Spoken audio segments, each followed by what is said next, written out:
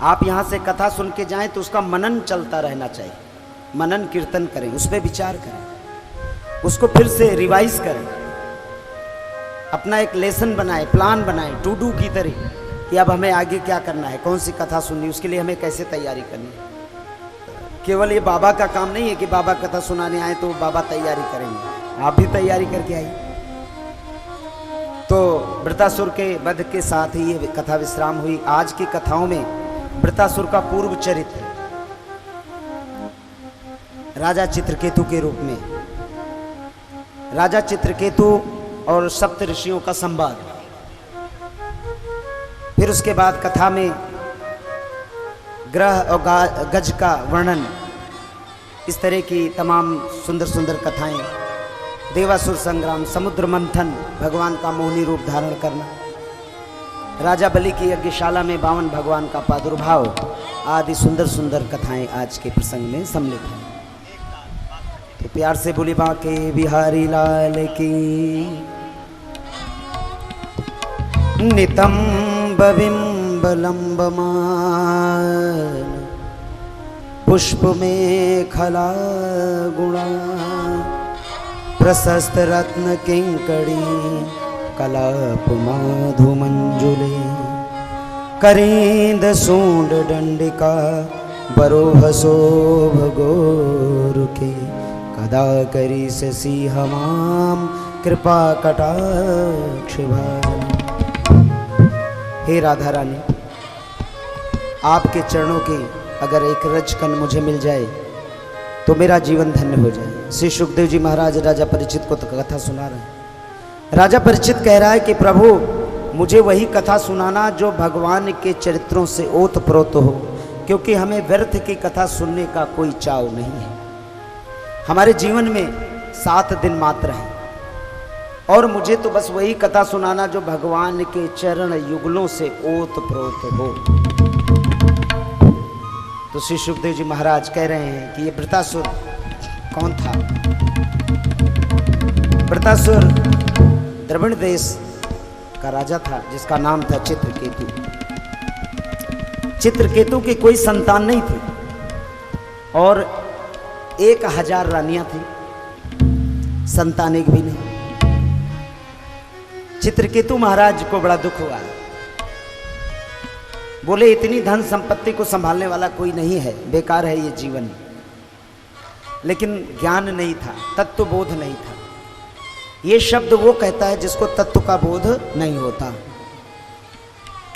तो एक दिन सप्त ऋषि उनके महल में पधारे तो राजा चित्रकेतु ने उनकी बड़ी पूजा अर्चना की,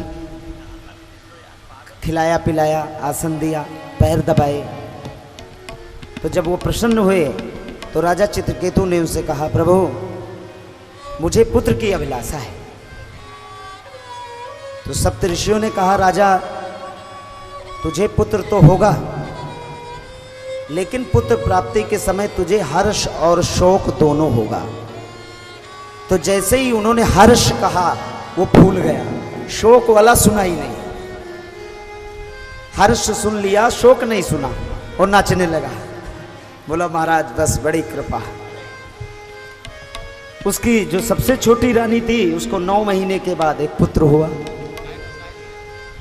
राजा बड़ा खुश, महल में चारों तरफ ढोल नगारे बजने लगे। बाकी की जो 999 रानियां थी वो जलने लगी कि अब तो राजा इसी रानी को ज़्यादा प्यार करेगा और हमारा तो ख्याल नहीं करेगा। तो उन सब ने एक साथ मिलकर मंत्रणा की और रात में सोते हुए एक छोटे से 3 दिन के बच्चे को जहर पिला दिया। बोलो भागवत भगवान की।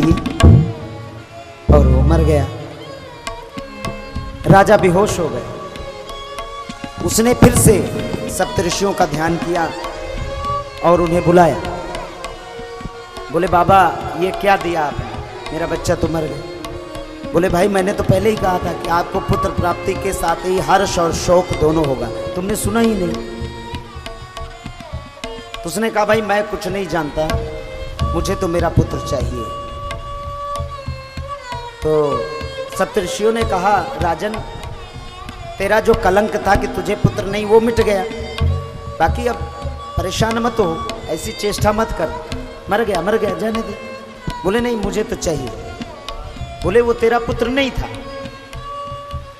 तो सप्त ऋषियों ने आवाहन किया उसकी आत्मा का। वो आत्मा आई और हंसने लगी। बोली अरे कौन किसका बाप कौन किसका बेटा बेवकूफ, 3 दिन का नरक था भोग लिया, अब फिर मुझे नरक में बुलाना चाहता है। कितनी बार तो मैं तेरा बाप बना और तू मेरा पुत्र, और कितनी बार तू मेरा पुत्र बना मैं तेरा बाप। अब भैया मैं इस संसार में फंसने वाला नहीं हूं।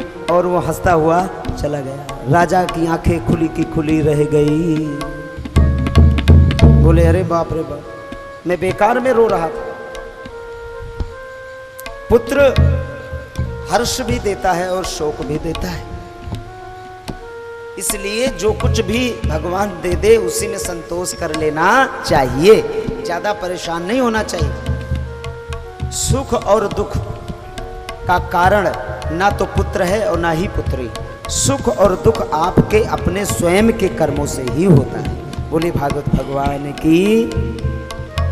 और सुख तो केवल प्रभु के भजन में ही है। तुलसी स्वार्थ मीत जग, ये सारा संसार स्वार्थी है। तुलसी स्वार्थ मीत जग, परमार्थ रघुनाथ। तो हम क्यों ना इसी के शरण में चले जाएं, हम क्यों ना इसको अपना पुत्र बना लें। भगवान कहता है तो मुझे